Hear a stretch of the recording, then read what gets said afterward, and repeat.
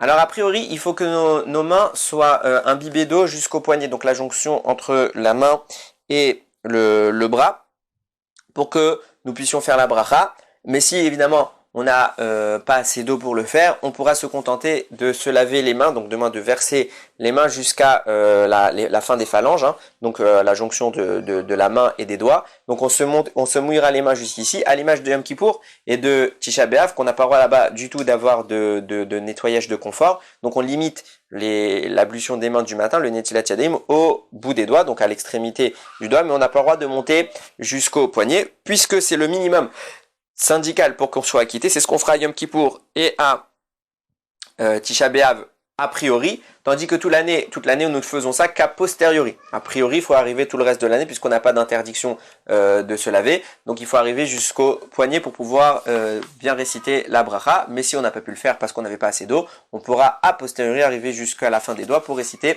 la bracha. Alors, d'après les Mekoubalim, d'après la Kabbalah, après avoir fait les 3 fois, on a versé de l'eau dans les mains, il faut remuer les mains l'une sur l'autre. Et il faut que ce soit fait également, idéalement, on est toujours dans un idéal, à 3 reprises. Et à ce moment-là, il faudra faire attention à ne pas courber les doigts et justement à ce qu'ils soient bien redressés vers le haut, vers le ciel et pas courbés. Et tout de suite après avoir frotté ses mains, il faut comment traduire ça, les lever vers le ciel de cette manière, ouvrir la paume des mains, quoi, littéralement.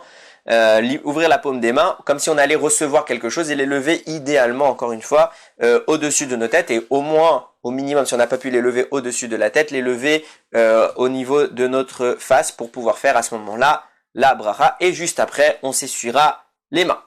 Il y en a qui ont l'habitude à ce moment-là, c'est un minag, de dire le passouk suivant, Seouidechem Kodesh Uvarichu et Hashem, donc levez vos mains saintes et bénissez Akadosh Baruch Hu.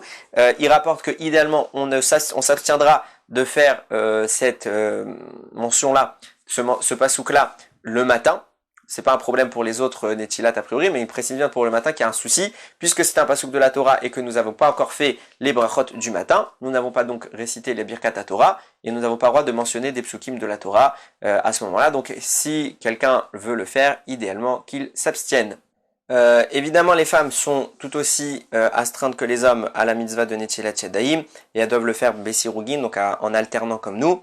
Et vérifier toutes les mêmes halachot que nous qui s'appliquent à l'homme et à la femme également.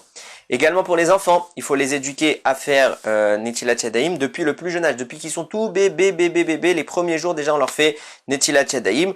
Alors évidemment, ça fera pas partie du chinour quand ils sont tout bébés, c'est pas pour le chinour, c'est pour d'autres raisons. Et l'âge où ils comprennent, ça c'est pour le chinour.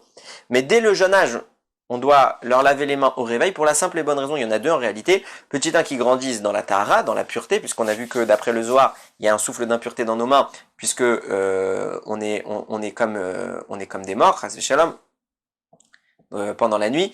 Et également, comme l'enfant va toucher beaucoup de nourriture dans la journée, puisque l'enfant il met les mains partout, etc. Puis après il rentre ça dans sa bouche, donc c'est quelque chose d'impur, c'est pas top.